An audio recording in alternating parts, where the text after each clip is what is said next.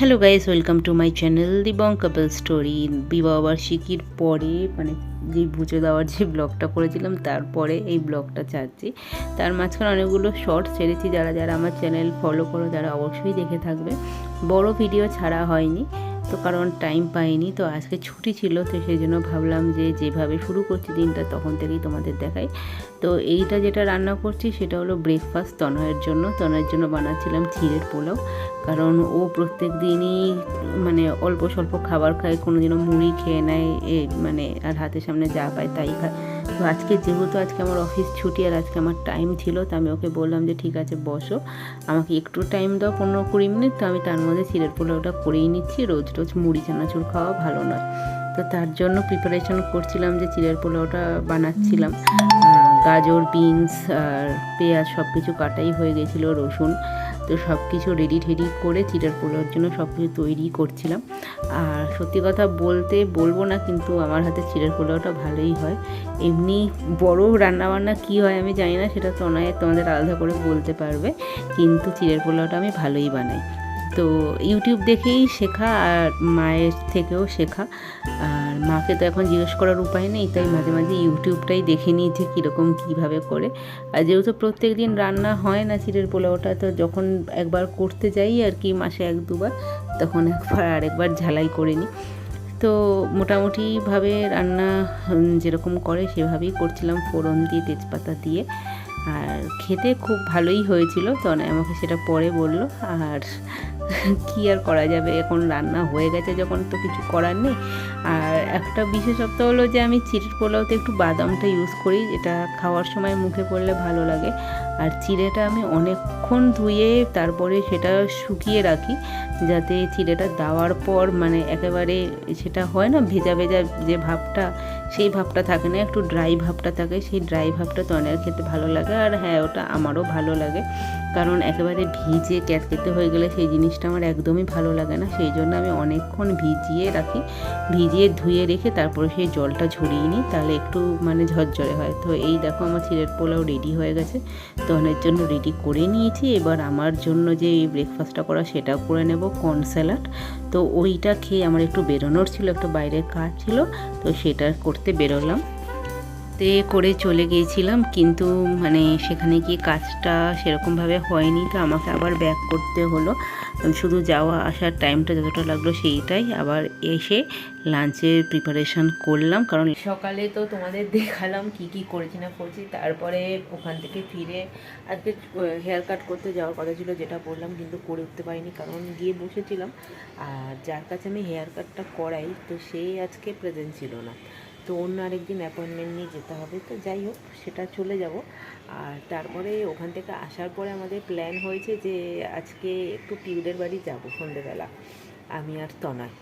তো ওখান থেকে মানে ঘুরে এসে তারপর রাত্রে চলে আসবো, যেরকম আছে। ঘন্টুর সাথে অনেকদিন দেখা হয়নি, আমার তো হয়তো তনয়ের দেখা হয়নি, মাঝে একদিন গেছিলাম, যেটা মানে ব্লগ করা হয়নি আর কি। তো এই জন্য আমি আর তনয় ঠিক করলাম যে যেহেতু আজকে ছুটি আছে, মানে একটা টাইম আছে, তো সেই জন্য আমরা যাব ঘন্টুর বাড়িতে।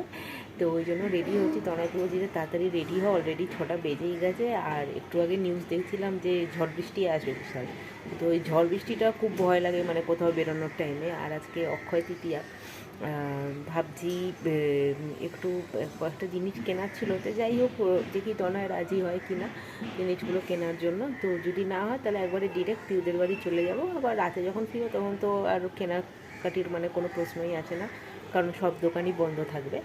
তো যাই হোক, এখন 6টা বাজে, আমরা রেডি হয়ে বেরোচ্ছি, গিয়ে তোমাদের দেখা। এই বেরোলাম আমি আর তনয়, এখন যাচ্ছি রিক্সা ধরবো। রিক্সা ধরে মানে একটুখানি আর কি, তো হেঁটেও যাওয়া যায়, কিন্তু তনয় তো আর হাঁটবে না, তনয় রিক্সা করে রিক্সা ধরে তনয়েরই কষ্ট হয়, কিচ্ছু হয় আমার কষ্ট হয় না, জানো আমি একটা সুন্দর ছোট জামা পরেছি, আমার হাতে কোনো কষ্ট হবে না। গাড়ি কিনলাম তখন সেই জিনিসটা আমার লাগবে না, তা আমার কি বেশি লাগে নাকি? বেশি ওরই লাগে, মোটেও না। তো যাই হোক, যাই, ঘন্টুর সাথে দেখা হোক। ঘন্টু কই? ঘন্টু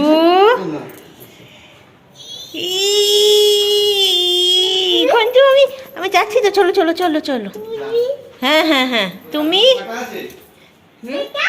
এটা বলি বাবা লে এখন আহ্লাদ করবে। কিন্তু বেডশিট পাশে পাইতে দিছে এটা বেশ নোংরা করবে না না আর করতে না না আমরা ঠান্ডা লাগবে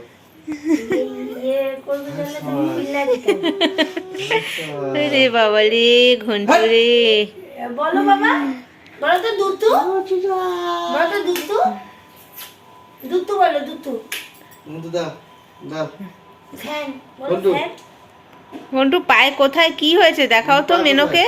পা কই পা পা কই বন্ধু পা পা দেখাও, পা দেখাও কোথায়, মেনোকে দেখাও। কই ব্যথা কই এইখানে হ্যাঁ বুড়ো আঙ্গুলে। হ্যাঁ হ্যাঁ হ্যাঁ সুপার টিপে দেবো জুম করে ভালো করে দেবো আহারে ঘন্টুটা আমার। ও ঘন্টু খুব মজা পেয়েছে আমরা আসার পর। ঘন্টু ওই যে আসছে ওপাশ থেকে। ঘন্টু এই যে আসো আসো আসো, কে কি কি কি কি বল বল বল বল। দাও দাও দাও দাও, আমাকে দাও আমাকে দাও আমাকে দাও আমাকে দাও আমাকে দাও আমাকে দাও আমাকে দাও আমাকে দাও। এ ঘন্টুটা, ওলে বাবালে ওলে বাবালে ঘন্টুটা লে, ওলে বাবালে ওলে বাবারে। আরে আসে আসে আসে ঘন্টু আসে, ঘন্টু আসে মেনোকে দেয়। এ চলে গেছে। ঘন্টু মেনোকে একটু আদর করে দাও তো মেনোকে। আয় ঘন্টু দিকে আয় চলো চলো চলো চলো।